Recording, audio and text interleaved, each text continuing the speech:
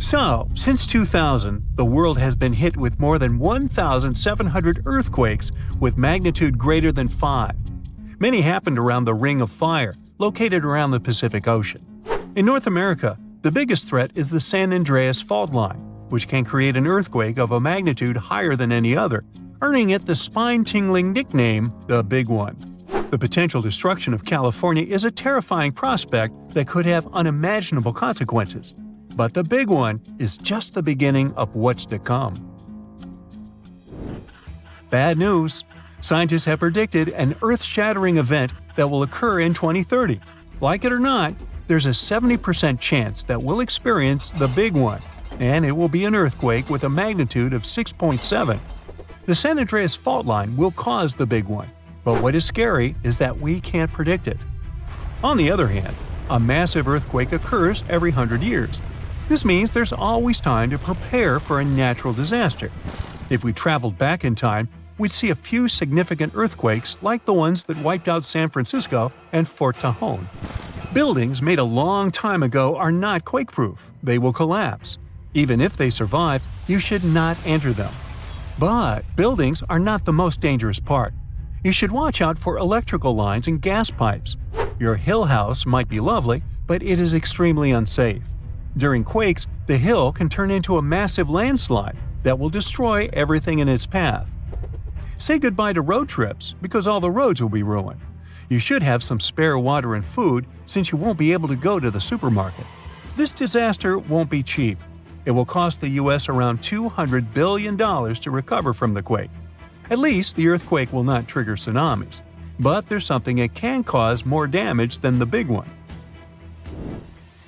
The notorious Cascadia subduction zones start in California and ends up all the way in Vancouver, Canada. The San Andreas Fault line is nothing compared to this zone. It can wipe the whole coast off the face of the Earth, an example of hyperbole. Subduction zones are tectonic plates forced to be one under the other and constantly pulling apart. One is called the North American Plate and the other is the Juan de Fuca Plate. Zones like these are not to be messed with, since they are terrifying hotspots for earthquake activity and extremely dangerous because they cause massive underwater quakes. But they are underwater, so what can they do to us? Well, they can cause giant tsunamis, flooding cities, and destroying the coastline. Right now, the most active zone is the Ring of Fire. The Cascadia zone might be less active, but it is like a sleeping beast that can wake up and destroy everything in its path, causing a groundbreaking earthquake. The last time all this stress was released was in the year 1700. Unlike the San Andreas quake, this one will cause massive tsunamis and much bigger shocks. Let's hope you'll be camping in an open field at that time, because most buildings and bridges will likely be destroyed. Also, be ready for the aftershocks, as they'll be devastating. Nature won't be spared either. Landslides will change animals' habitats. Even our homes will be changed forever. Luckily, there is a light at the end of the tunnel, and scientists are doing everything they can to ensure our safety. New rules are implemented. Every new building must be able to withstand massive shocks. They're developing modern warning systems, and every new infrastructure must follow strict quake-proof guidelines. The Juan de Fuca and the North American plates are locked together, but they won't stay like that forever. When they unlock, get ready for a massive shake. The closer you are to the epicenter, the more damage you'll experience. But even if you are lucky to be far away, you may still feel the ground shaking for some time. Now, if we compare the Cascadia subduction zone and the San Andreas Fault, we'll see how much more dangerous the Cascadia zone is. In 1994, there was an enormous 6.7 magnitude earthquake in the Northridge area, close to the San Andreas Fault. Sadly, many people didn't make it, and some were injured. Back then, buildings were not strong and earthquake-proof, and many of them were damaged. The Cascadia subduction zone can potentially cause a magnitude 9 earthquake. A magnitude 6 quake has the power of around 44 million pounds of dynamite, but a magnitude 9 has the power of 44 trillion pounds of dynamite. The strongest ever recorded quake was in Chile. Its magnitude measured 9.5, and it destroyed most everything. So let's say you've survived the quake, but the struggle is far from over. Soon after, a massive tsunami will strike, with waves that might reach up to 100 feet in some areas. That's so unlike the San Andreas earthquake, which can't produce any significant waves. So say goodbye to your beautiful garden, since salt water will destroy trees and plants, changing the environment for a period of time. The only positive thing will be you won't need Halloween decorations, because all those dried-out trees will resemble a ghost forest. The combination of waves, quakes, and the sheer size of the area will make this natural disaster much more dangerous than any caused by the San Andreas Fault or the so-called Big One. A quake similar to this happened around 300 years ago. Many more have been recorded in the past 3,500 years, proving that they continually occur every 400 to 600 years. So, technically, we have around 100 to 300 years before the next big one hits. We still have no idea how exactly the Cascadia subduction zone works, because we discovered it in 1970. This zone is super scary because it can cause big earthquakes. It was found by accident when researchers studied the Ring of Fire. They wanted to know if this area had caused any trouble in the past years, and the proof was under their noses. In Washington, there is a horror forest where nothing has been growing for years. When researchers tested the soil, they found a tremendous amount of salt. They put two and two together and concluded that a massive tsunami had been the reason. Experts still didn't know when the forest was destroyed. But Japan kept records of a gigantic earthquake that had a similar effect. It was the one that happened in the year 1700. There is a 1 in 3 chance that the next one will occur in 2050. You must know how to survive the Canadian earthquakes and make it out unscathed, so listen carefully. Those who live in this area have almost no experience with earthquakes like this one. Surviving the quake is relatively easy, but the tsunami coming afterwards is the real danger. After the shake, find the highest ground and go there. Only bring the essentials, like food and water. Yeah, leave your baseball card collection at home. After the first hit, don't try to go down. Seismologists say that most likely there will be a few more waves, and they have proven this. On the 22nd of May, 1960, seismologist Jerry Eston and his 4 friends went to Hawaii to see an expected tsunami that was to happen around midnight. They set up their gear on Wailuku Bridge with an escape route planned. This bridge had been destroyed in the previous tsunami, but the new one was much taller and better. After midnight, the water was 4 feet above the average level. The second wave hit a half hour after midnight, and the water rose another 9 feet by 1 a.m. The water started going down and dropped by 7 feet, but the horror was far from over. Next, they saw a wave that was around 20 feet tall. This shows us that tsunamis are unpredictable, and we should listen to experts to stay safe.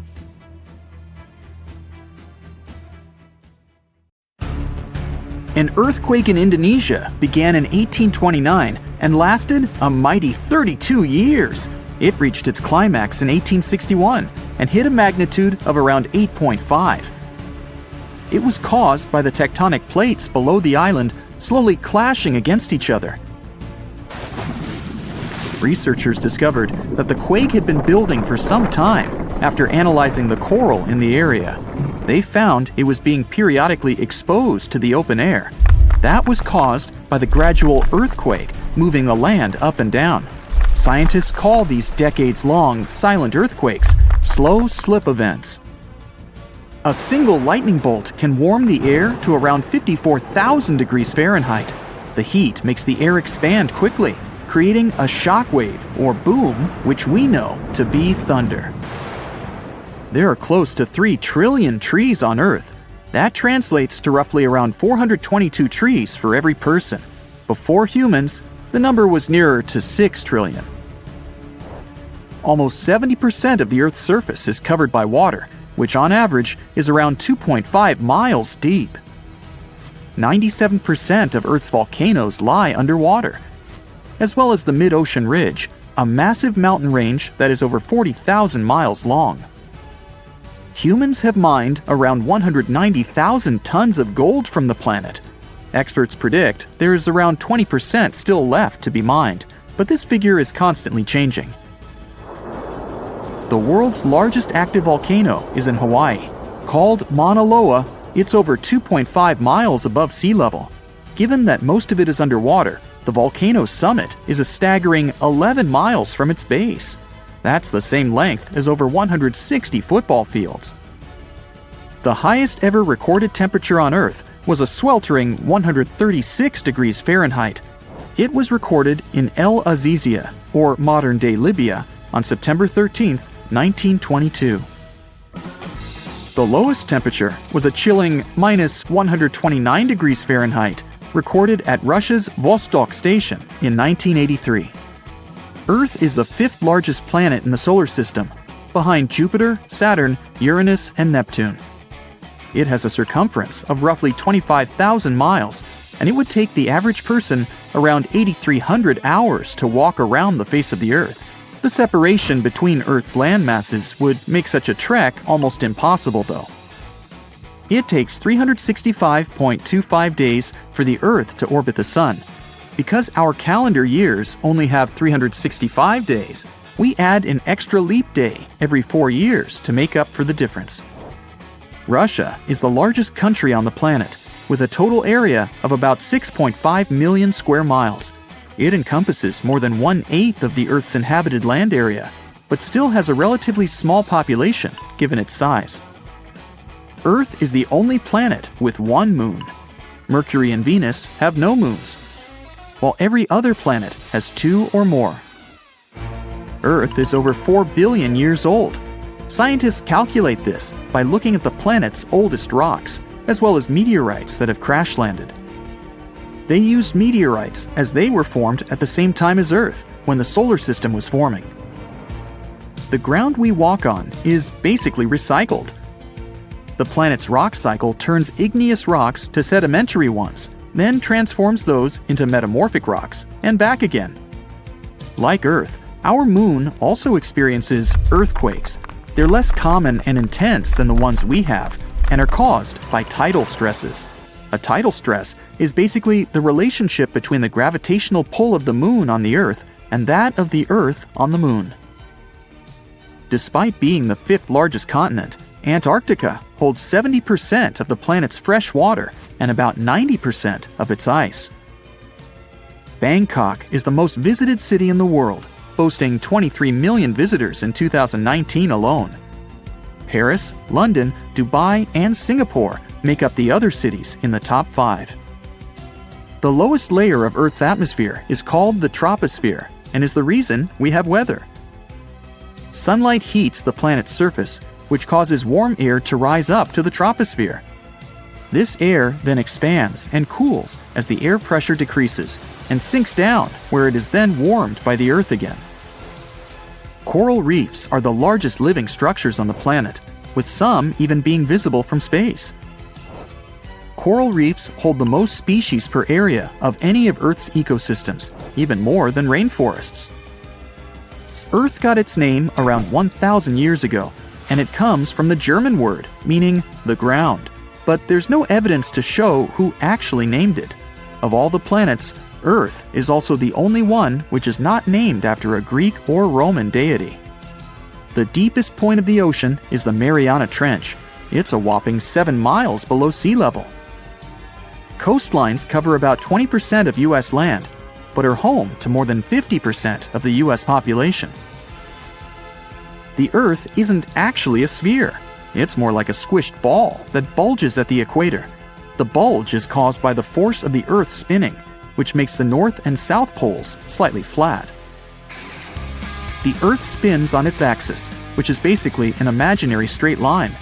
Earth has seasons because the axis is tilted, causing the sun's rays to hit different parts of the planet more directly, depending on the time of year. If the sun was as tall as a standard door, the Earth would be around the size of a nickel. The Earth's rate of rotation is gradually decreasing. It's happening so slowly that it would take as much as 140 million years for the length of a day to increase to 25 hours. Get equipped for any season with brand new Brightside merch. Click the link and grab your print. The biggest animal on Earth is the Antarctic blue whale. It can reach lengths of 100 feet and weigh up to 400,000 pounds. which is around the same as 33 elephants. The temperature at the center of the Earth is around the same as the surface of the Sun, at almost 10,000 degrees Fahrenheit. Earth is around 10,000 times older than humans. Earth is around 4.5 billion years old, whereas humans have been around for, at most, 450,000 years. There are around 34,000 known species of fish. The actual number is way higher though, as a whopping 95% of our oceans still haven't been explored. America's Route 66 is longer than the journey to the Earth's core. The distance to the core is roughly 2,000 miles. Route 66 is almost 2,500 miles. The Earth is made up of three main components: the crust, the mantle, and the core, which is divided into the outer core and the inner core. Scientists have estimated that there are around 8.7 million species on the planet. Out of this, between 1 to 2 million of these species are animals. But roughly 86% of land species and 91% of fish have yet to be discovered by humans. Ancient astronomers used to think that the Earth was the center of the universe. For 2,000 years, they believed the Earth to be static, while other bodies traveled in orbit around us. In 1543, Copernicus published his sun-centered model of the solar system. Earth is the densest planet in the solar system. The density varies across its different crusts, but the planet's average density is just over 3 ounces per cubic inch. Mount Everest is the highest point on the planet. Its peak is the highest altitude above sea level at around 5.5 miles. Each year, 1 septillion crystals of snow fall on Earth. That's a trillion snowflakes.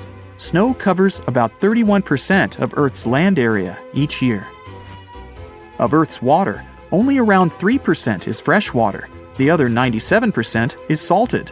Of that 3%, about 2% is frozen in ice and glaciers.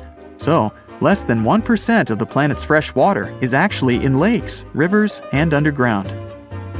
The world's largest inland body of water, or lake to us normal people, is the Caspian Sea.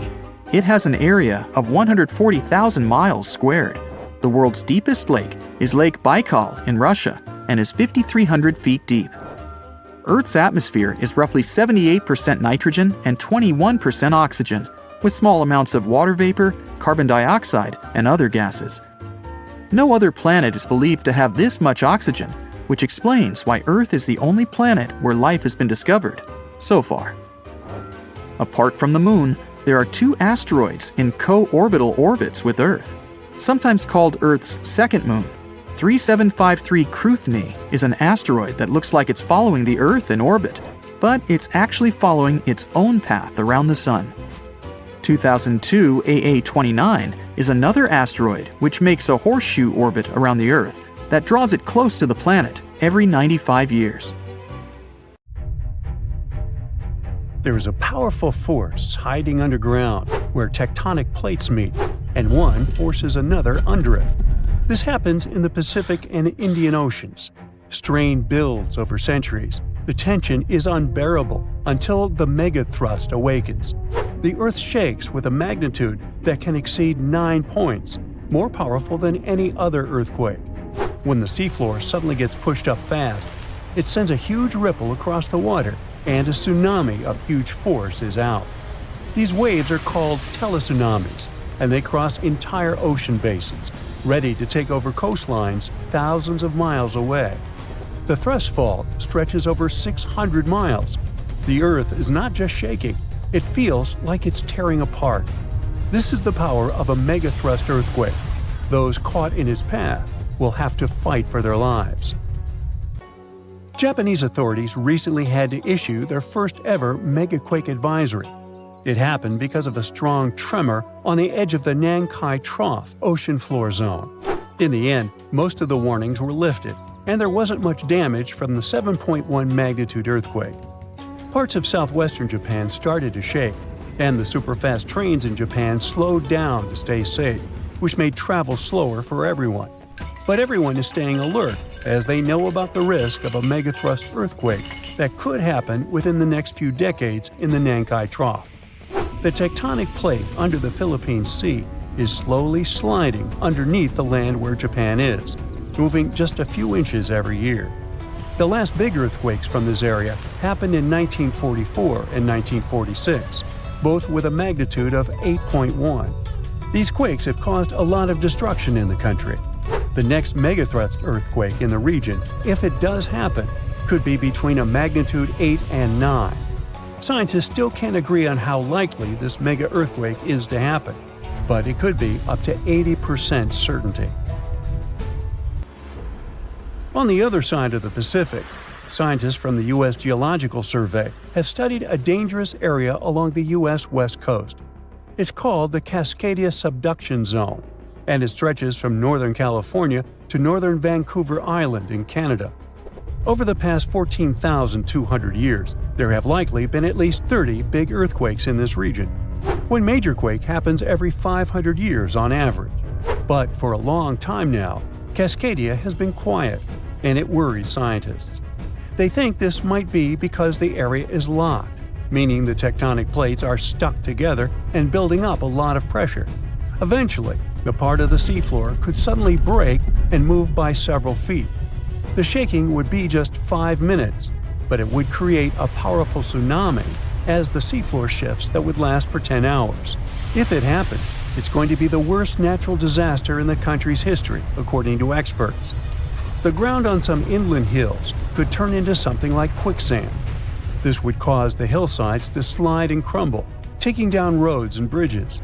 Around 620,000 buildings could be badly damaged or even collapse, including about 100 hospitals and 2,000 schools. People in Washington state might have to take care of themselves without help for 2 weeks, finding food, water, and shelter on their own. Scientists are studying slow slip events, where the tectonic plates move very slowly over weeks or months, releasing some energy but not enough to stop a big one. Every time the magnitude of an earthquake goes up by just one number, the energy it releases is 40 times bigger. So we'd need about 1 million small earthquakes every day for 500 years straight to release the same energy as one huge magnitude 9 earthquake. But these small earthquakes might be clues that a bigger earthquake is coming. To better monitor the Cascadia Fault, experts are mapping the fault more accurately and adding better monitoring tools offshore. Scientists receive over $10 million to install seismic sensors and seafloor pressure gauges on a fiber optic cable off the coast of Oregon. The goal is to be ready to warn people and potentially save lives when a big earthquake strikes. A sharp megathrust earthquake happened in this part of the world in 1964. It went down in history as the Great Alaska Earthquake and had a magnitude of 9.2. It lasted for more than 4 minutes, making it the most powerful earthquake in the history of the U.S. and North America. The ground shook so hard that it caused huge cracks and landslides. In Anchorage, many houses, buildings, and roads were destroyed because they weren't built to handle such a big earthquake. In some places, the land was permanently changed. For example, the coastline near Kodiak and Hinchinbrook Island was lifted by 30 feet. In other areas, like Gerwood and Portage, the ground sank by 8 feet. They had to rebuild roads higher so they wouldn't be flooded by the time. A huge 27-foot tsunami wiped out the entire village of Chiniga. Many coastal towns were heavily damaged, not just by the earthquake, but also by tsunamis and the fires that followed. After the main earthquake, there were thousands of smaller aftershocks for months. A moderate earthquake of magnitude 4.4 shook Los Angeles in August 2024. Once it was over, the LA Fire Department checked around the city and didn't find any major damage or anyone hurt. In the nearby city of Pasadena, which is close to the earthquake's epicenter, a water pipe burst inside City Hall and everyone had to leave the building. Thankfully, there was no danger of a tsunami. The best we can do to avoid panic in such situations is to be prepared. Japan is one of the places on Earth where earthquakes happen the most because it sits on the edges of 4 tectonic plates. Around 1,500 of these earthquakes each year are noticeable. Because of this, the people in Japan have learned to live with earthquakes. The 1950 law set a rule that buildings should be able to handle earthquakes up to a magnitude 7 without falling apart. An update 30 years later said that buildings should only have minor damage in such earthquakes and still work as usual. But if an earthquake is even stronger, the law says the building's main job is to not collapse and save people's lives. At the most basic level, buildings are made stronger with thicker beams, pillars, and walls so they can handle shaking better. Another technique is placing special pads made from materials like rubber at the base of a building. Some buildings are even built on thick layers of padding that separate them from the ground completely, which helps protect them during an earthquake. A skyscraper might sway back and forth a lot, moving up to 5 feet. To stop it from getting damaged, engineers can add something called dampers every second floor all the way to the top. These dampers are like giant bicycle pumps, but instead of air, they're filled with liquid. When the building shakes, the dampers push against the liquid inside them. Even though the liquid doesn't squish very much, it can still absorb some of the shaking. When they're building tall skyscrapers, engineers try to make the structure as simple and balanced as possible. This means having each floor the same height and placing the support columns evenly. But sometimes, architects who design skyscrapers don't want to make these compromises because they have creative ideas for how the building should look. Then they have to find compromise solutions. For example, Tokyo's Skytree Tower, one of the tallest buildings in the world, is designed in a futuristic style but also includes special features to protect it from earthquakes. It has a central pillar, like in traditional Japanese pagodas, and seismic dampers that help absorb the energy from an earthquake, keeping the building safe. A magnitude 15 earthquake has the potential to completely destroy our planet and evaporate all the water in a matter of seconds, leaving Earth uninhabitable. Over 500,000 earthquakes happen annually, but none have a magnitude of 15. 90% of quakes occur in the terrifying Ring of Fire zone located around the Pacific Ocean. The ground there is like jello. It shakes almost constantly. The most powerful earthquake to have ever struck Earth had a magnitude of 9.5. That much power can lengthen or shorten the day. But there's probably an earthquake in the confines of your own home now caused by a speck of dust landing on a table. But it has a power of negative 15 magnitudes. Earthquakes happen when tectonic plates move. They're like Lego pieces that are not properly secured, and when they move up, down, or hit one another, the ground also moves, triggering earthquakes. This tectonic energy acts like a battery. It stores energy for a long time, up to 500 years. When this stored energy is released in a sudden burst, the consequences are horrifying. Even the strongest structures submit to this relentless force that leaves a trail of destruction in its path. In some instances, earthquakes can even trigger tsunamis, amplifying the chaos. Such a crazy amount of power can split the ground open and cause severe damage. The strength of an earthquake is measured by the Richter scale, but now it's being replaced by the moment magnitude scale. When there's an earthquake, we hear about how strong it is. It's usually from 1 to 10. Luckily, we haven't had a Richter scale earthquake yet. The most powerful earthquake to have ever happened in modern history occurred in Chile in the 60s. It was around 9.5 on the Richter scale, and it altered Earth's rotation and messed up the length of the day by around 2 milliseconds. It also triggered a massive tsunami and affected a vast area of 155,000 square miles. The Richter scale doesn't actually have a limit. Still, anything above 25 doesn't need measuring, because if that ever happened, we would simply turn into dust, and nobody would care to measure this disaster. As we said, the strongest earthquake had a magnitude of 9.5. If this magnitude had been just 0.5 stronger, it would have created a ruptured line 2,174 miles long. That is almost 7 times the size of Wyoming. A magnitude 11 earthquake would create a crack halfway around the world. Massive tsunamis would hit coastal areas, destroying everything, and Earth would get into a massive environmental crisis. If you love hiking, you would have new mountains to explore, created by the terrifying earthquake. Even the temperature would increase because of volcanic eruptions and the resulting greenhouse gases. It would turn our planet into a hot oven. The safest places would be far away from any buildings, seas, oceans, and mountains where there would be a low chance of a landslide. Countries unprepared for earthquakes would be totally destroyed, and cities would turn into piles of rubble and dust. Going up on the Richter scale would only make things worse. But don't worry, an earthquake of that power is impossible. Earth's crust doesn't have enough energy to produce such earthquakes. But there is something that has much more power and can produce mega earthquakes. Asteroids are powerful enough to destroy our planet, as we all know from the dinosaur era. That asteroid was around 6 miles long and it caused massive damage to the planet. It triggered earthquakes that shook the ground constantly for months. These terrifying quakes were about 50,000 times stronger than the Chile earthquake. They also triggered a tsunami that was 30,000 times more powerful than the Indian Ocean tsunami. And the latter was one of the most devastating tsunamis to have ever struck Earth. The earthquakes caused by the asteroid had a magnitude of 11, making it the most powerful and scariest natural disaster ever. And let's hope it stays that way. The Indian Ocean tsunami affected only certain areas of the world.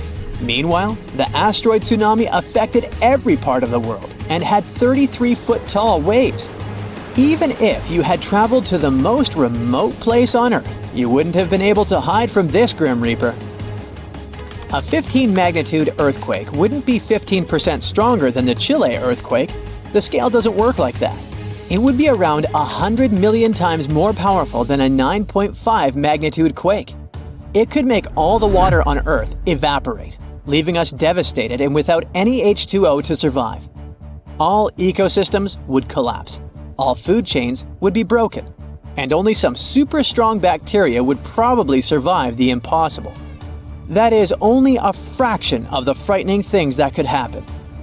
The ocean is like the AC for our planet. Without it, Earth would be super hot.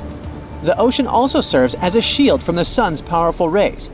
It acts as a heat absorber and cools Earth. Scientists think that the most dangerous thing would be the inability of Earth's crust to survive the violent shakes of the 15-magnitude earthquake. If our planet miraculously survived and didn't turn into dust, there would be massive openings in its crust. The ground would become gelatinous. It would randomly move up, down, left, and right, and no building would survive that. Our civilization would be brought back to the Stonehenge era. Tectonic movements like this are devastating. A similar thing happened in Japan when tectonic plates moved 165 feet from each other and then snapped back together, creating a 9-magnitude earthquake. No place on Earth is immune to this bone-chilling natural phenomenon. Still, certain places have higher chances of being destroyed than others, like the Ring of Fire, where 90% of earthquakes happen. This is a place where earthquakes are almost everyday occurrences. The Ring of Fire is located in the Pacific Ocean. It forms a ring around the continents that surround the Pacific. There, several tectonic plates meet, creating highly unstable ground. To make the problem much more terrifying, 75% of active volcanoes are located in this area. 90% of dormant volcanoes are also there, making this place extremely dangerous. Scientists carefully study this region to find a way to predict when the next earthquake might strike. The Ring of Fire is not the only place at risk of earthquakes. In California, along the San Andreas Fault line, 2 tectonic plates have been storing power for more than 200 years. The San Andreas Fault is 715 miles long and has the potential for a massive earthquake. This region has its fear of violent earthquakes like the one that happened in San Francisco in 1906. It had a magnitude of 7.8 on the Richter scale. Scientists' predictions are terrifying. They say that the chance of a 6.7 magnitude earthquake is very high in the area. If all hell starts to break loose, you should know how to survive. Avoid anything that might fall on you, like windows, closets, or unstable ceilings. The official phrase from emergency experts is drop, cover, and hold on. Stay low to the ground. Hide under something stable like a table. and remain there until the shaking stops. Make sure to stay in your shelter for another minute or two, just in case there are aftershocks or loose debris. Use your nose and smell for gas. If you do smell it, don't turn the lights on or do anything that might ignite it. Stay strong and be safe. You have friends over for dinner. You set your drink on the counter and go help your friend set out some desserts. When you get back, you notice the liquid in your cup. It's sloshing around and the ice cubes look like ships on a rough sea. Now you feel it too. On the ceiling, the chandelier is swinging like mad. Then you hear someone scream, "Earthquake!" The house and everything in it is rocking back and forth. You try to run for cover, but the shaking keeps you stuck in place, fighting to keep your balance. The cabinets look possessed, and glasses and dishes fly out and smash on the floor. The bookshelves topple over, and everything hanging on the walls sways and falls off. You duck under the dining room table, trying not to get hurt on all those broken dishes. Yeah, you've been through earthquakes before, but none like this. Checking your phone? Typical, no signal. You can't believe what's about to happen. The screams get louder, and suddenly the whole house collapses. The biggest earthquake ever recorded happened in Chile in 1960. Disaster came in the afternoon, just when everyone was out enjoying themselves. To cause serious life-changing damage, you need to have a magnitude of around 7 or so on the Richter scale. This one was 9.5. This part of Chile is smack dab on the so-called Ring of Fire, the most active volcanic and seismic area in the world along the Pacific Rim. The initial shaking lasted around 10 minutes, and after 2 days, many aftershocks were still strong enough to set off a volcano in the south of the country. But that's not where it ended. The earthquake unleashed a series of tidal waves all over the Pacific Ocean, with some reaching over 80 feet high. The waves in earthquake were so strong that they even affected Hawaii, Japan, and the Philippines. It caused around $500 million $1960 worth of damage. Many were left homeless. Much of their infrastructure was smashed too. Buildings as far as the eye could see were toppled, and debris piled everywhere. Scientists estimate that this earthquake was so powerful, it shifted the Earth's axis, making our days 1.26 microseconds shorter. That might not seem like a lot, but think about it. Just one natural disaster was strong enough to make time move. Many of the coastal cities were flattened and floods were widespread. The economy spiraled downward. According to studies, if this earthquake happened today, it caused more than $20 billion in damages. So what would happen if an earthquake twice that size hit without warning? For starters, you'd likely feel the effects even further away. Tidal waves wouldn't just hit the coasts of Japan and the Philippines. They would move even further to China, Korea, Vietnam, and even Australia. And those waves would be significantly higher than 80 feet, perhaps double that. That's like 8 giraffes piled on top of each other, surfing your way. If you lived by the coast, you'd notice the waves. If you saw the water recede way back so you could practically see where all the fish call home, you'd know it was time to run. Chances are that a tsunami's heading your way. Say it really happens. You're caught under the wreckage, not knowing what's going on. You manage to free yourself and escape to the fresh air. And you're not alone, because all the houses in the neighborhood have turned into piles of bricks and rubble. The bridges have also collapsed, leaving people stranded on either side. You look around, dust yourself off, and rush to find help. Fire trucks and ambulances drive between the broken-down cars and rubble. You try to make it to your car, but the aftershocks are still hitting, and you're getting tossed to the sidewalk.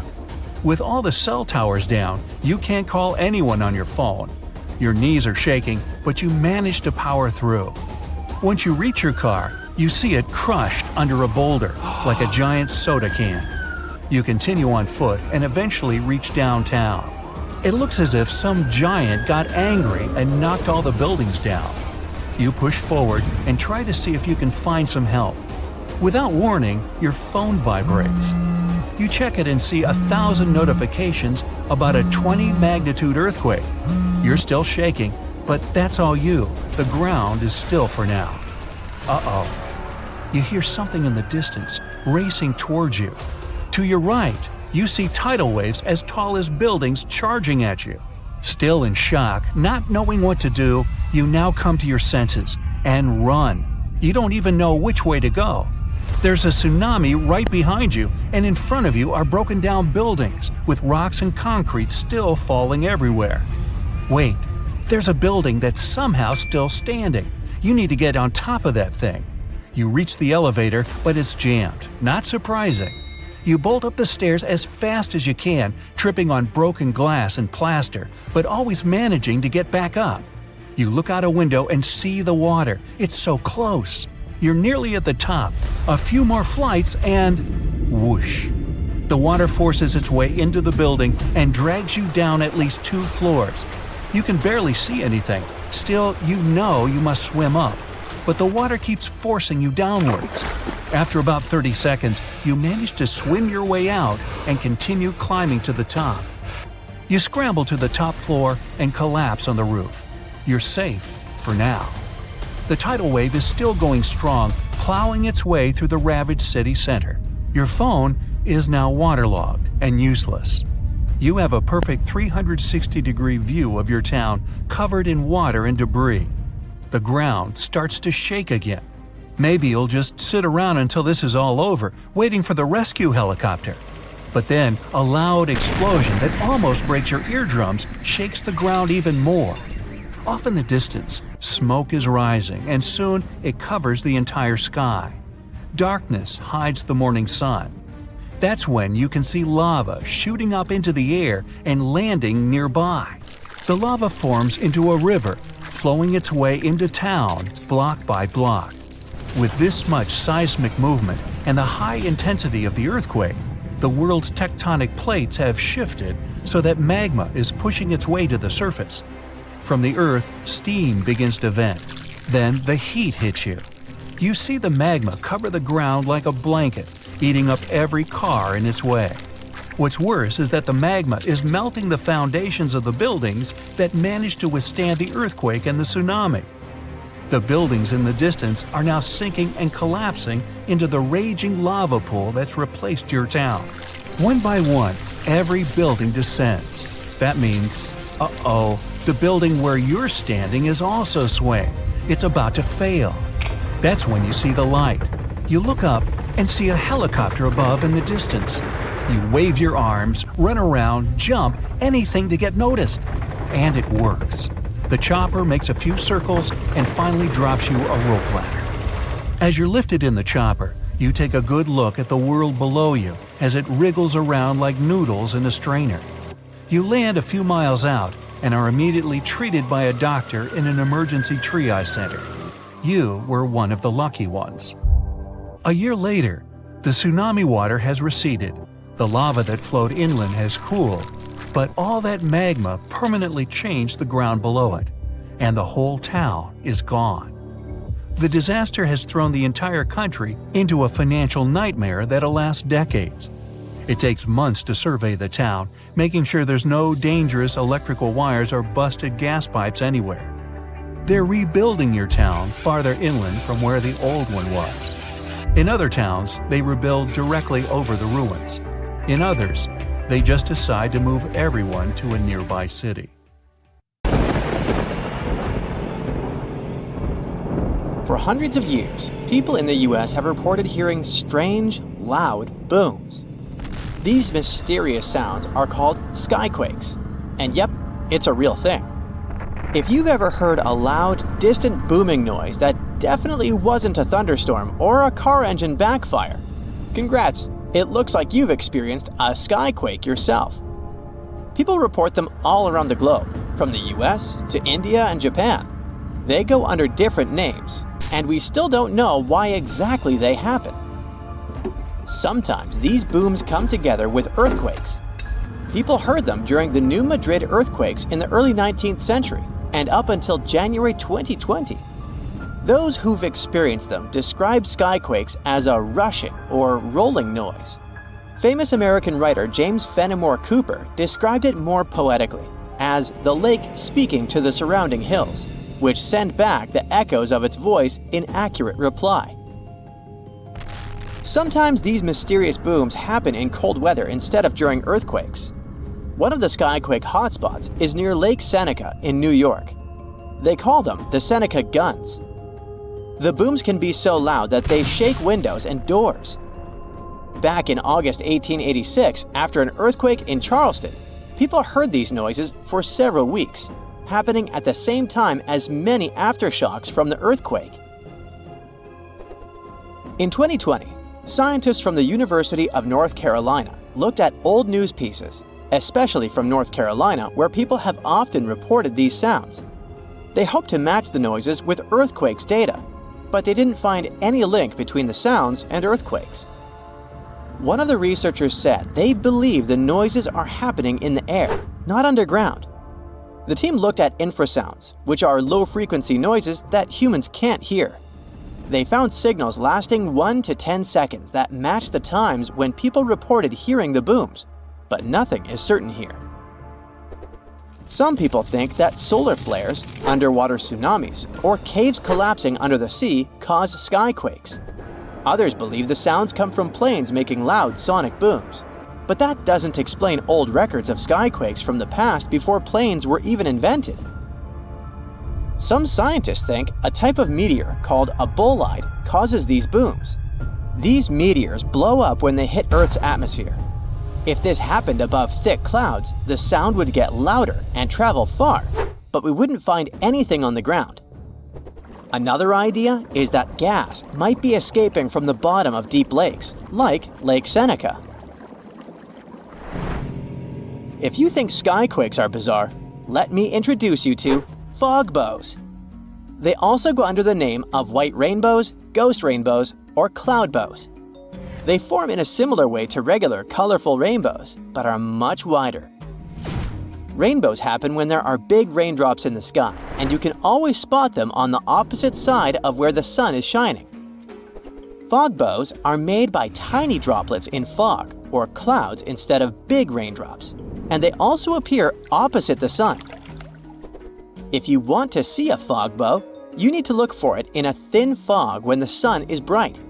You might catch one when the sun starts to shine through the fog, or if you're near the ocean where fog often forms. Because the water droplets in fog are so tiny, fog bows don't have bright colors like rainbows. They might even look all white, or just have faint colors.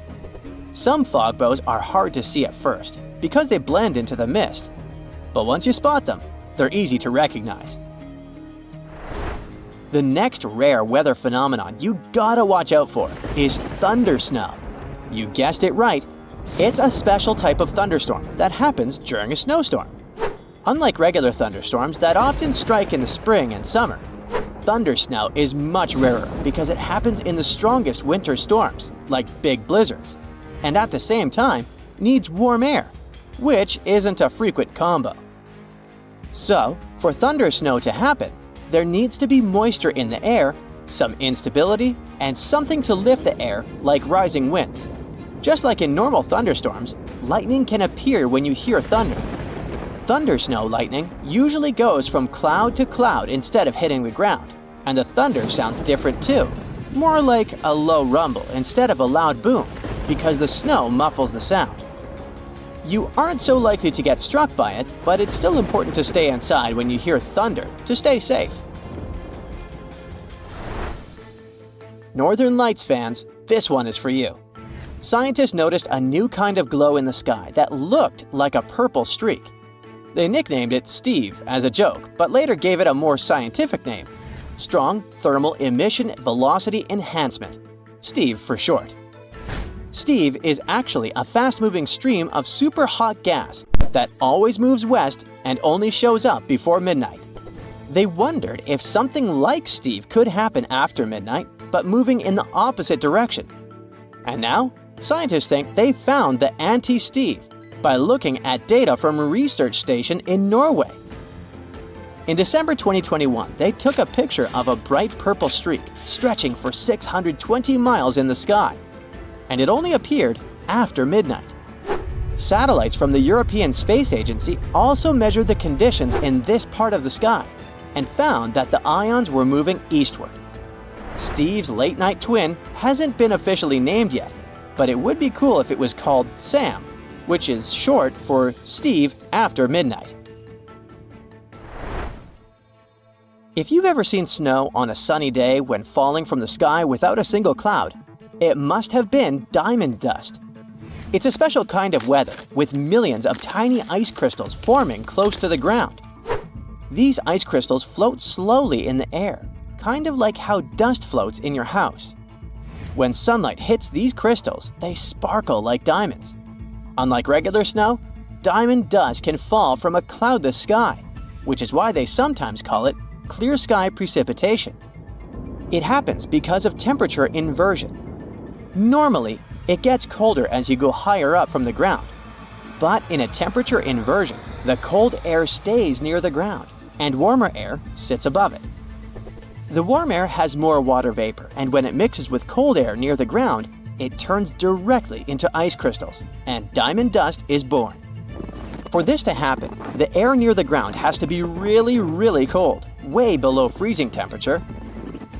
Diamond dust can fall for days, but it's so light that it usually doesn't pile up on the ground like regular snow. A fall streak hole, also known as a hole punch cloud, is next on our list. This big circular or oval-shaped gap sometimes appears in certain clouds. These types of clouds float high up in the sky and are often made of tiny water droplets that are colder than freezing, but they haven't frozen yet. These special water droplets are called supercooled, and they need a reason to freeze. Ice crystals give them that reason. When a plane flies through the cloud, it can bring those ice crystals into the cloud. Once the ice crystals are there, the supercooled water droplets freeze quickly, get bigger, and start to fall from the ground. This creates a hole in the cloud, and as more nearby droplets freeze, the hole gets bigger and spreads outward. Any tornado is scary, but a fire tornado takes the horror to a new level. These bad boys are spinning towers of flame and ash that form when there's extreme heat, strong winds, and uneven ground. The intense heat from the fire causes hot air to rise quickly. Cooler air from the sides rushes in to replace it and creates strong winds. When winds from different directions meet, it makes the fire spin like a tornado. It gets stronger and can even create its own weather. It pulls in flames, ash, dirt, and anything in its path. The winds can reach speeds of over 140 miles per hour, and these fire tornadoes can last for more than 20 minutes. When you mention your plans to travel to Tristan da Cunha, the chances are your friends won't even know where this remote island is located. No wonder. Tristan da Cunha is considered the most remote inhabited archipelago in the world, with the nearest populated land, St. Helena, around 1,500 miles away. There are only 229 people living on Tristan da Cunha now. In such a close-knit community, everyone is someone's cousin, uncle, or maybe just a friend, but everyone knows each other for sure. There are as few as 10 last names on the island, representing just 10 families. Getting there is quite an adventure. There are no airports on the island, which means your journey will be primarily by sea. Typically, it requires a days-long voyage from South Africa. Only 3 ships regularly service the island, with fewer than a dozen trips each year. Some cruise lines may include it in their itineraries, but travel arrangements must be made well in advance, due to limited berths available on the ship from Cape Town. And you'll also need landing permission. While Tristan doesn't have traditional hotels, there are several guest houses, and you might also have the chance to stay with a local family. They will provide you with a place to sleep, 3 meals a day, and laundry services. 88% of what you pay goes directly to the island family, and only 12% is tax. By the way, the accommodation is surprisingly affordable. It was around £65 for a full board in 2024. Yep, they do use sterling, being a part of overseas British territory. But there's also this local currency called St. Helena Pound, used at parity with sterlings. By the way, it's only been around 80 years since the island started using actual money. In 1942, the naval station began paying cash wages, and it helped Tristan Islanders to move from a barter economy to a cash-based system, and allowed them the novelty of making their first cash purchases. Just a heads up, pack everything you might need before you go, as you definitely won't come across Walmart there. I mean, don't get me wrong, there's a supermarket and all, but it's just not the way you're used to, with endless shelves displaying endless oversized mayo jars. Tristan's Island store, often referred to as the supermarket, lacks plate glass windows and flashy advertisements, and let's be honest, it looks like an abandoned barn from the outside.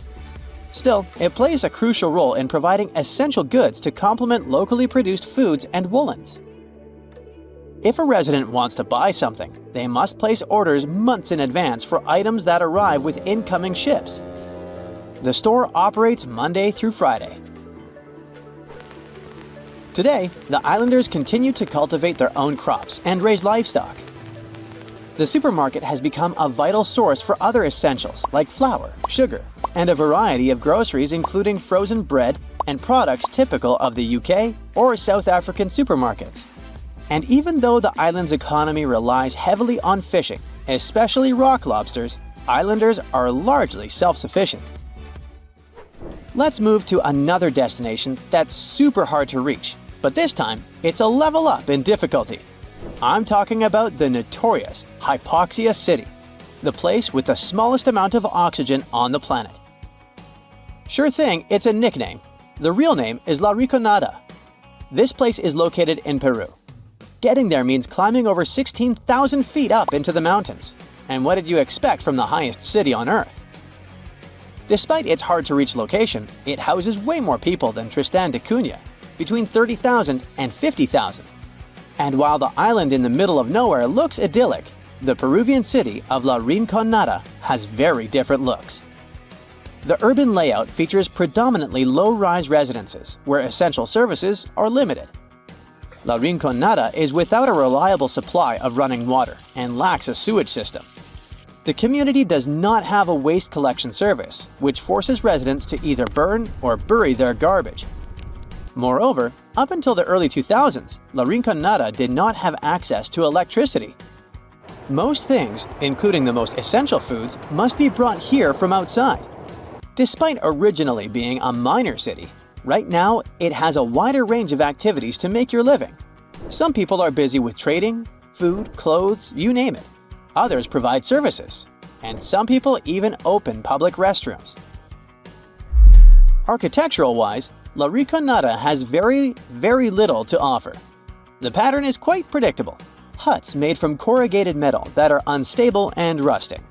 The choice of materials is dictated by practicality. These metal sheets are the lightest and easiest for miners to transport to the glacier. Unfortunately, the homes lack proper insulation, leaving residents shivering in the cold even though they have access to wool from local sheep, which is an excellent insulator. Sturdier rock homes exist but are rare, typically inhabited by wealthier miners. While the architecture might not be particularly captivating, the vistas certainly are. In nearly every spot in La Rinconada, a glance upward reveals La Bella Durmiente, or Sleeping Beauty, a massive glacier towering over the town. Getting to La Rinconada is very hard. First, you'll need to fly into Alejandro Velasco Astete International Airport in Cusco, Peru. Once you're in Cusco, you can catch a train or a bus to Puno, which is right by Lake Titicaca. Here's where it gets a bit tricky. The only way to really get up to La Rinconada is by hitchhiking or finding a ride into the mountains. There might be some buses, but they don't run on a set schedule. If you're up for it, you can rent a car, but be warned, the roads can be pretty rough and tricky to navigate. So a little extra caution goes a long way on this adventure. Unlike Tristan da Cunha, where they adopted cash back in the 1940s, La Rinconada doesn't rely much on it. The economy of this place is based mainly on gold mines. The mines are unguarded, unregulated, and often dangerous. Miners work for 30 days under a cachorreo system, where on the 31st day, they're allowed to take as much ore from the mine as they can carry as a form of payment. La Rinconada has no bank, but it has many storefront fund transfer agencies, which miners use to wire money to their families. Still, they never know how much they're gonna send. Our next destination is Svalbard, a place that might seem unwelcoming due to its climate. But locals embrace everyone with open arms. No visa is required if you want to visit or even work there. Located near the top of the world, Svalbard offers a unique and remote charm. The capital, Longyearbyen, is home to a fascinatingly diverse community, with over 50 nationalities represented among its 2,400 residents. You might even spot a polar bear wandering into town on occasion. The living space is compact. There's just one grocery store, and the streets are numbered instead of named, adding to the town's distinctive feel. Longyearbyen also boasts a university center with around 300 students. Interestingly, every student must learn to use firearms for safety in the surrounding wilderness. Originally, it was founded as a mining town, just like La Rinconada, but the focus has shifted mainly to tourism. However, a quirky tradition remains from its mining days. Visitors and residents alike take off their shoes when entering hotels and restaurants, a practice born out of the need to keep coal dust at bay.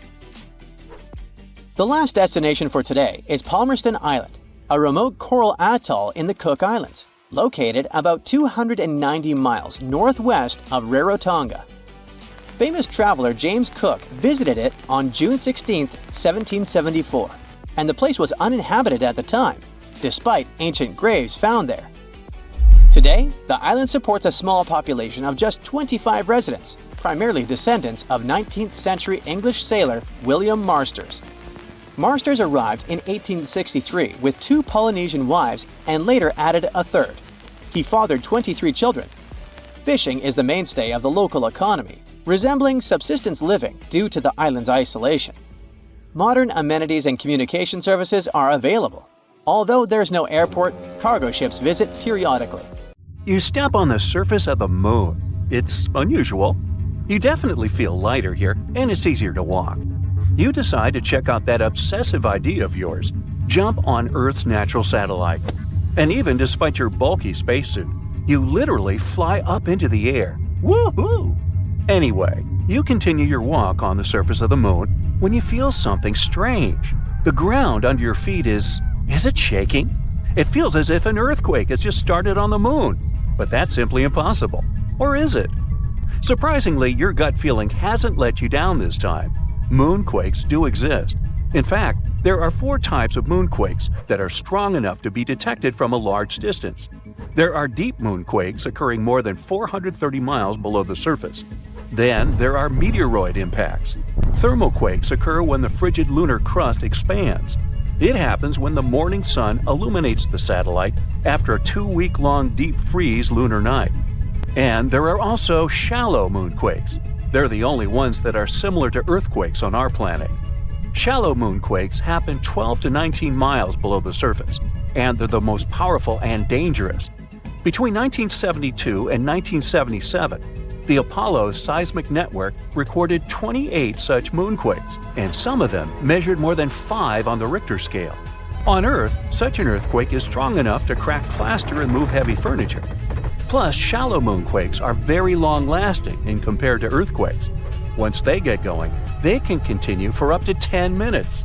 As for the average earthquake, it typically continues for 10 to 30 seconds.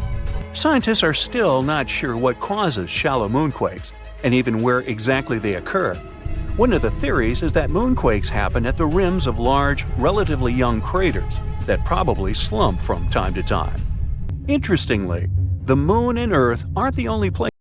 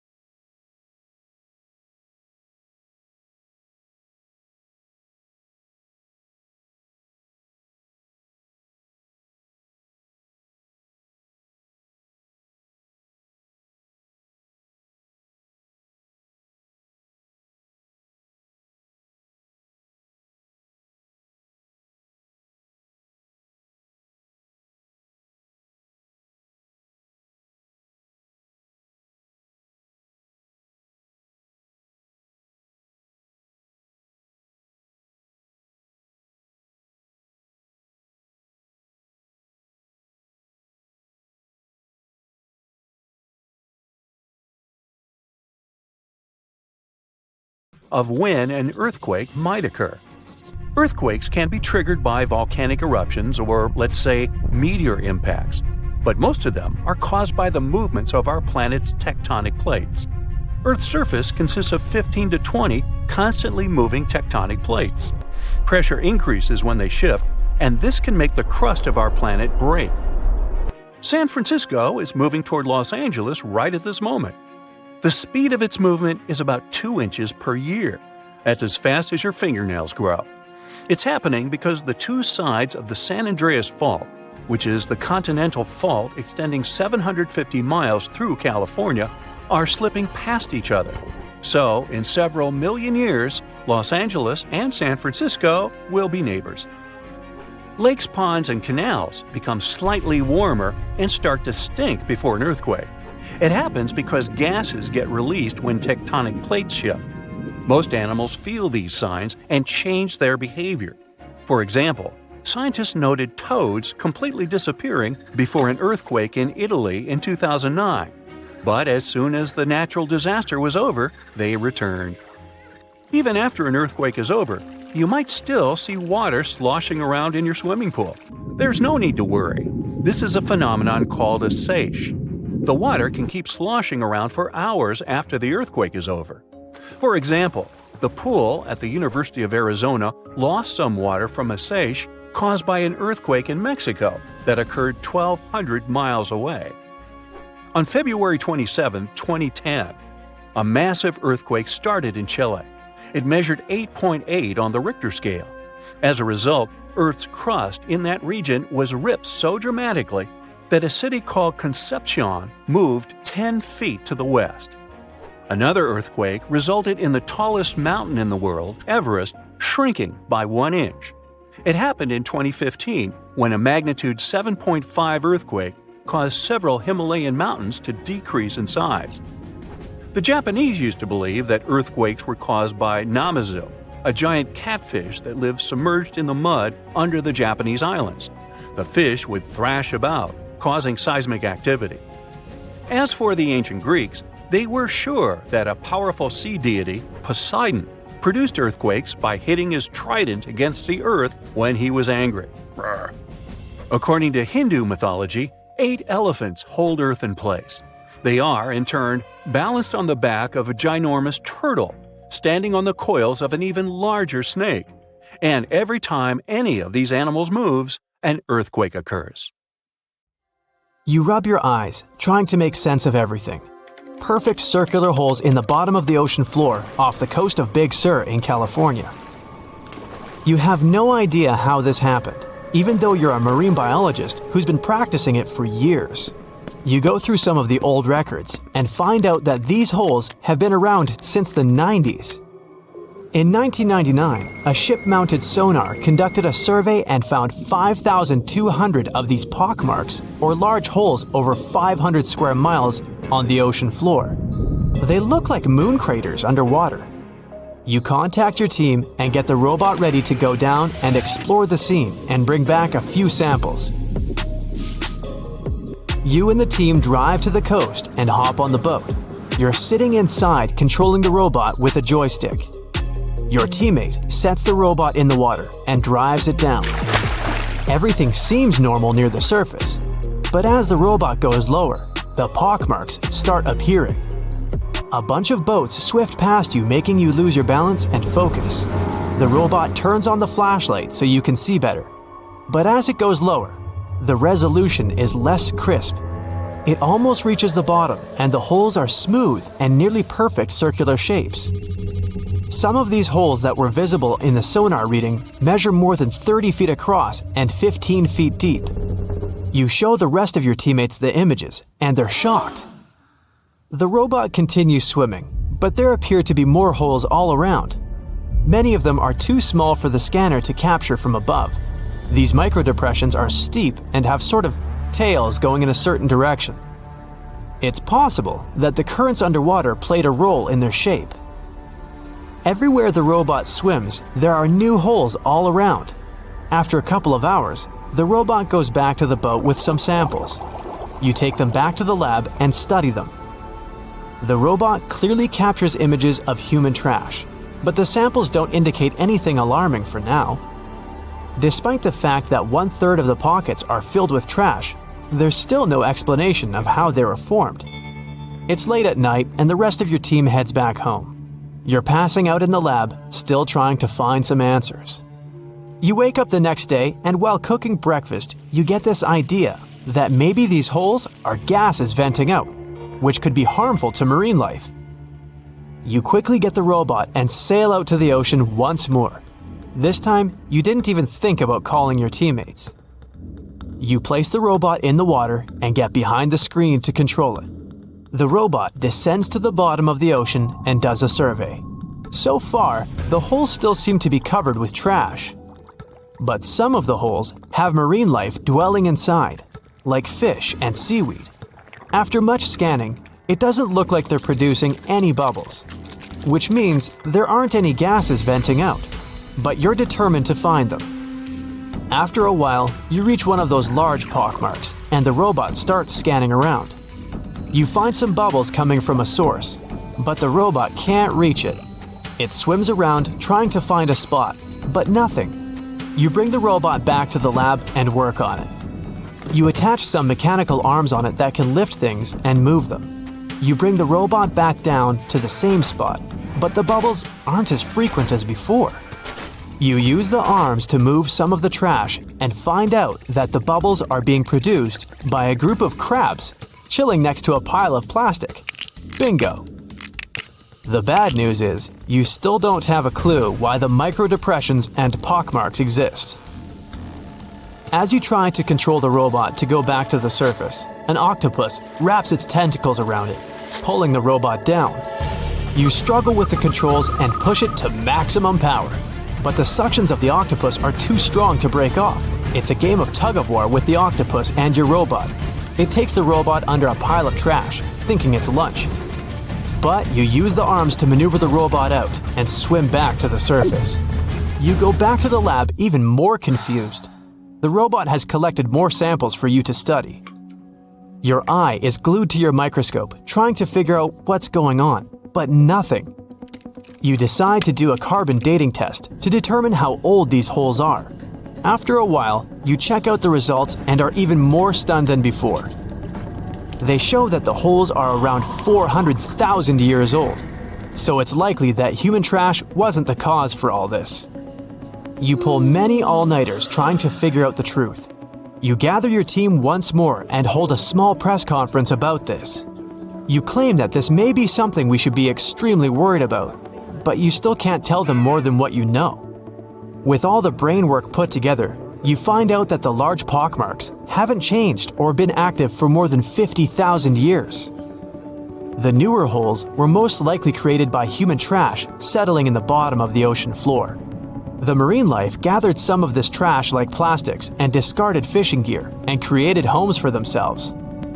This is why around 4,500 of the holes are newer and have trash in them. But it still doesn't answer why the holes appeared in the first place. You're back to square one. The only way to see what's really going on is to clear up the trash from underwater and study them. The story makes headlines in the local community and catches the attention of a cleanup crew.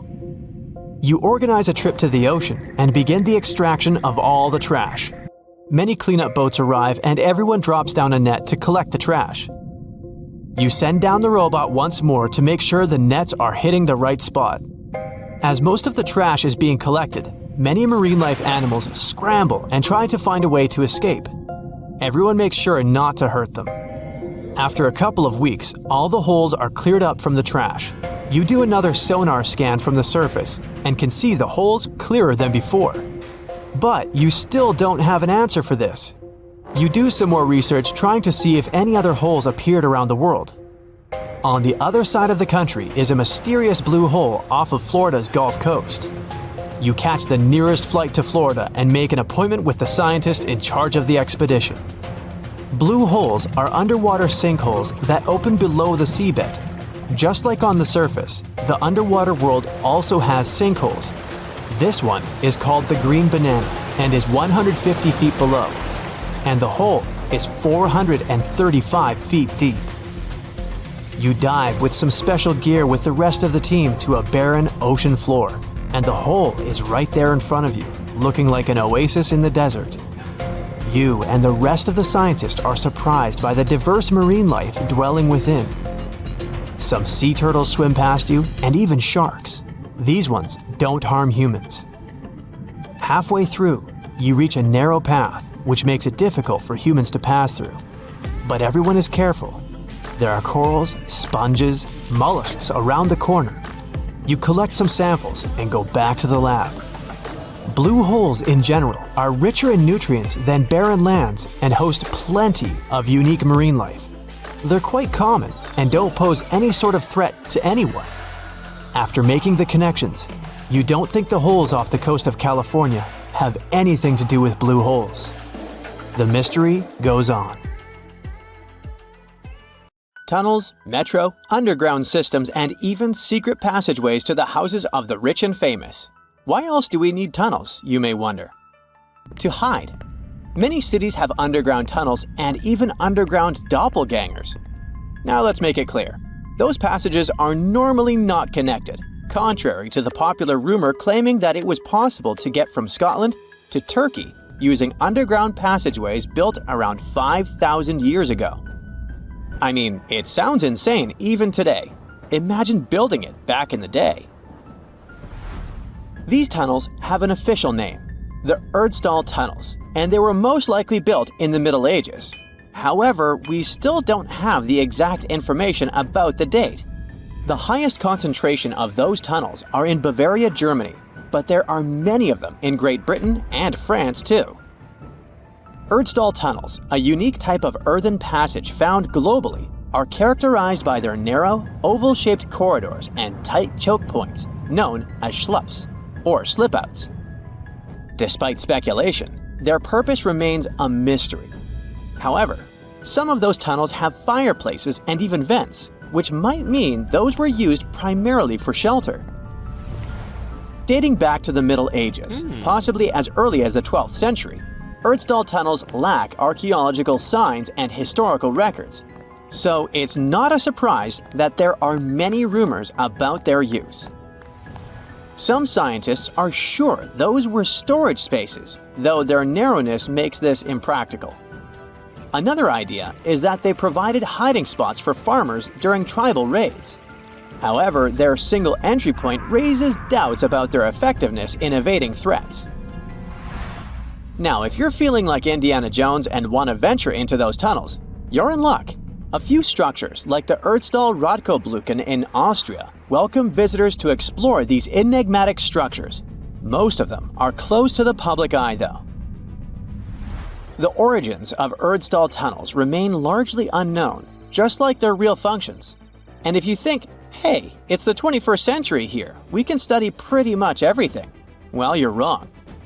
What makes these tunnels hard to study are the tight confines.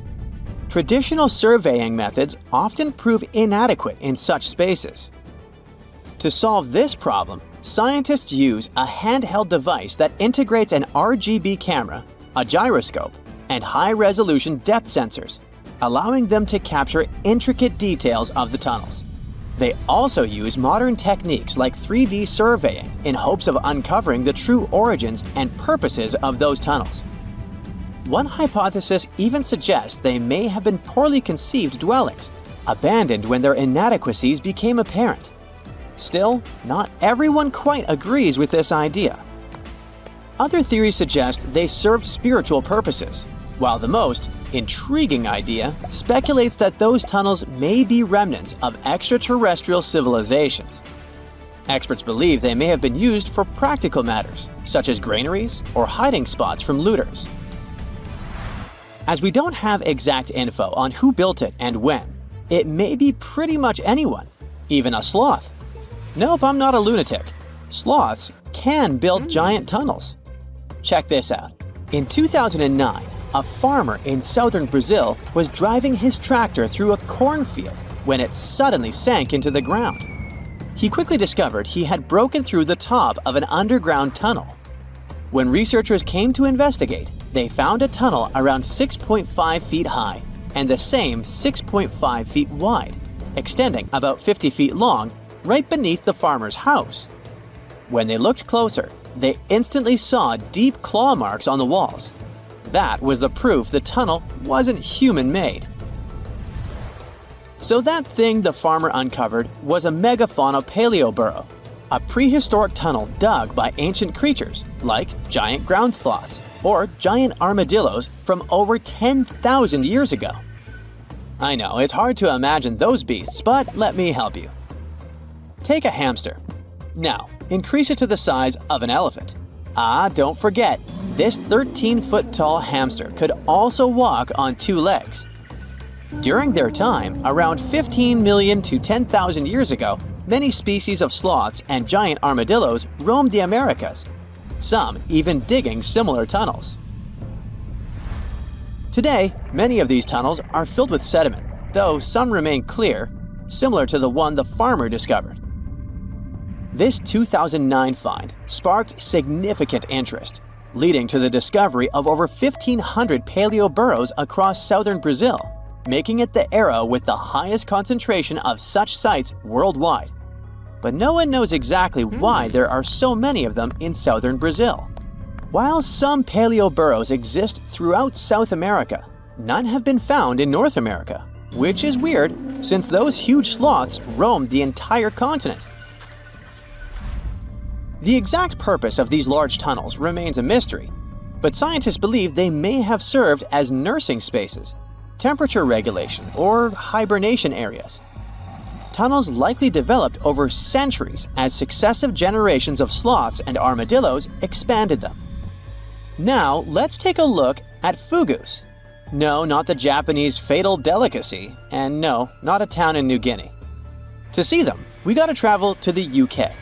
So fugus are underground structures too, but they don't look exactly like tunnels. They are dry stone structures. They look as if a cave had been decorated with stones from the inside. There are only around 15 of them found so far, and most of them are located in Cornwall. According to the estimates, those tunnels were built about 2,400 years ago, and they're still in pristine condition, which is truly fascinating. I mean, back in the day, people had no cool machinery whatsoever, yet their structures still last. And if you dare to buy an apartment today, well, chances are you won't be too happy about the quality. Going back to our fugus, there's nothing extraordinary about their supposed purpose. They could be used for spiritual purposes, as a place to hide, or a food storage. The latest application, though, is a bit weird. I guess it's not a secret for anyone that England is famous for its excessive humidity. And if you want to store your food properly, you gotta avoid the humidity at all costs. Otherwise, say welcome to mold and fungi. But ancient people weren't dull-witted at all, or they wouldn't have survived, and you and I wouldn't be around now. So they might have adapted those fugus to store just some products, those that already had natural molds in them, assisting in the preservation of perishable food, like milk, butter, and cheese. But hey, those are just speculations. The true reason why they were built remains unknown. What makes fugus unique is that they are intentionally built tunnels, not just excavated mines like those in Wales. They were crafted by digging deep trenches, lining them with stone slabs, covering them with capstones, and then filling over them, all of which took significant time and effort. Still, no matter how hard those were to construct, cities around the globe are often built over intricate tunnel systems, each unique to its location. For instance, Paris is famous for its extensive underground quarries, which were abandoned years ago, but still pose a risk of collapse in certain areas above. London boasts one of the largest tunnel networks in the world, including many that were specifically created for military purposes. In New York City, there are rumors of secret tunnels, while Los Angeles has old tunnels from the Prohibition era used for speakeasies. Many other cities also have their share of enigmatic tunnels, and surprisingly, Florida is no exception. It happened in the year 2011 in Ybor City. Near a former post office, flooding uncovered something weird. a section of an unknown structure. Back then, people didn't pay much attention to that, so it took another 7 years to discover something truly fascinating. This historic neighborhood was founded in the 1880s, but it remained unknown until 2018 that it also has a hidden tunnel network. We only learned of it because of renovation work. The exact purpose, of course, is unknown, but most scientists are pretty sure that they serve to connect to early gaming spots and the port of Tampa. Figuring out how extensive the tunnel network is tricky. In 2018, a historic home in Seminole Heights revealed locked doors leading to tunnels from the 1920s. One local even said he traveled through a tunnel for 20 minutes. Rumors suggest some tunnels connect to the Hillsborough River and Ybor City. Research is ongoing, but no new info has emerged yet.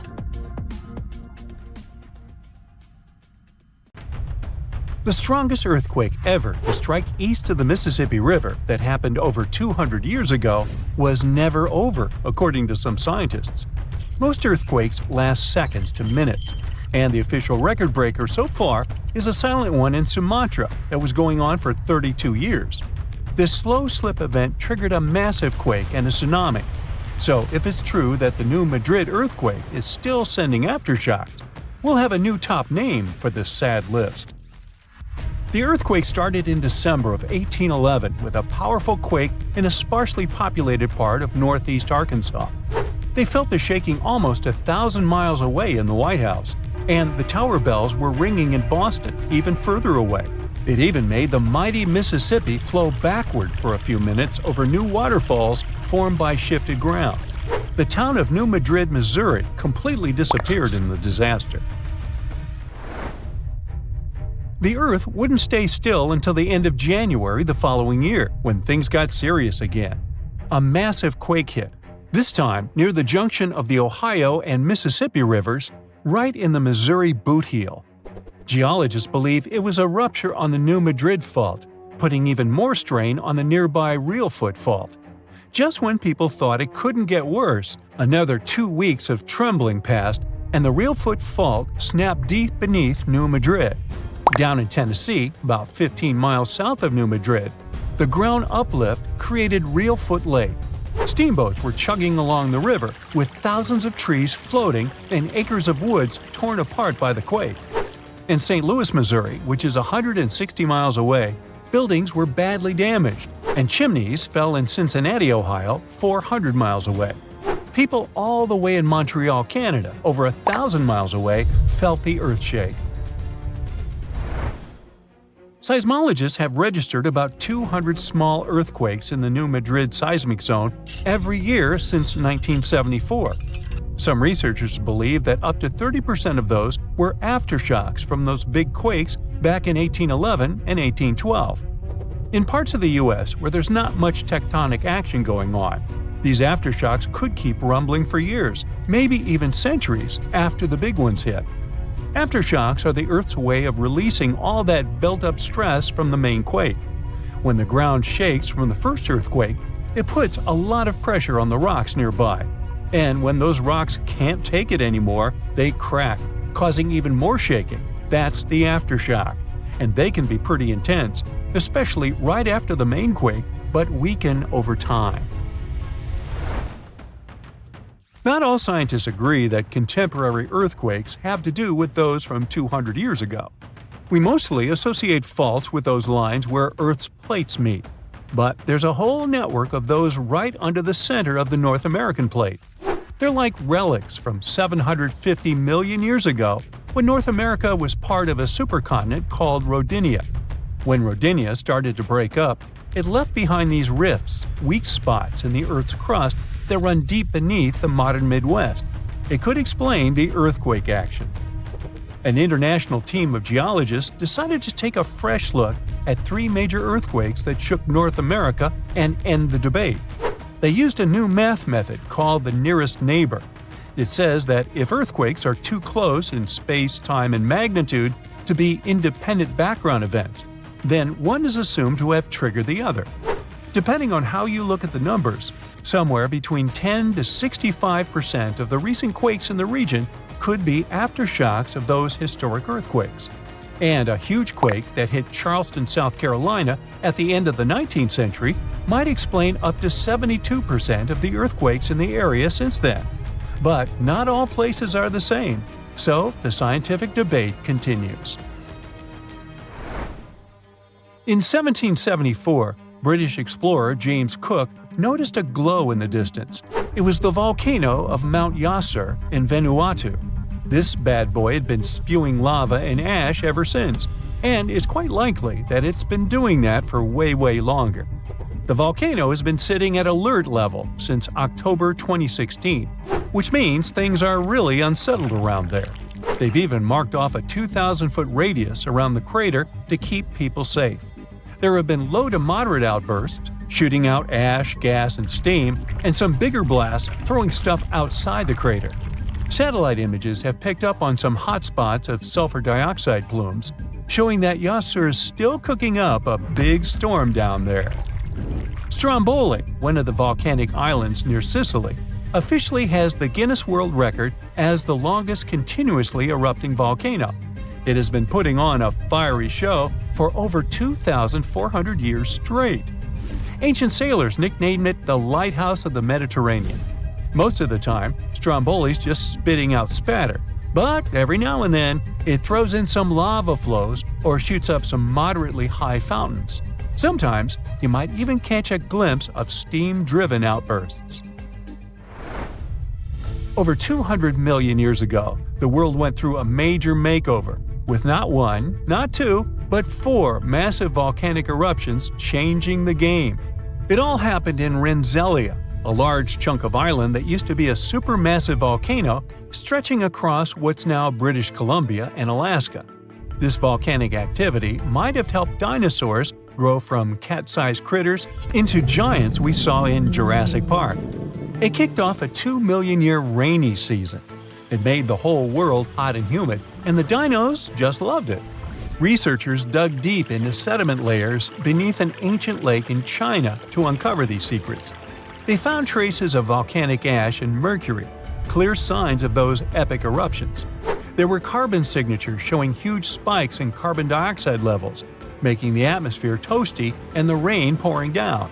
It all happened in 4 separate pulses, each triggered by those monstrous volcanic blasts. There's a spot in a national park not too far away from Sydney, Australia, where a fire has been raging deep underground for at least 6,000 years. They call it Burning Mountain, and it's a coal seam fire, burning its way through a layer of coal beneath the Earth's surface.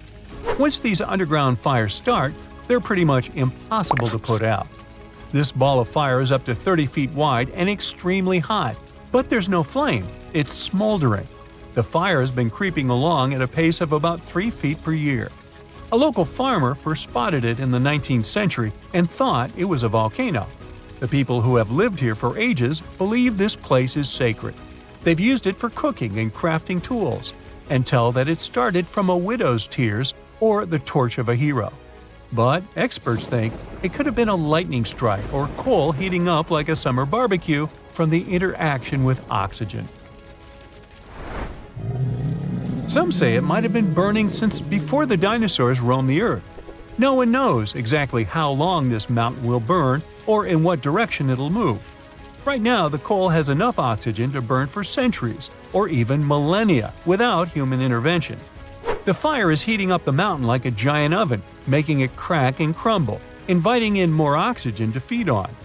Even if humans decide to take action, these coal seam fires need truckloads of water and liquid nitrogen to tame them. Several years ago, explorers noticed that the smolder was creeping close to a cliff overlooking a little river. And depending on what the coal seam decides to do next, we could see some dramatic changes here in the coming decades. There could be flames with much more heat, or the coal seam could go deep, extinguish itself, and smolder out.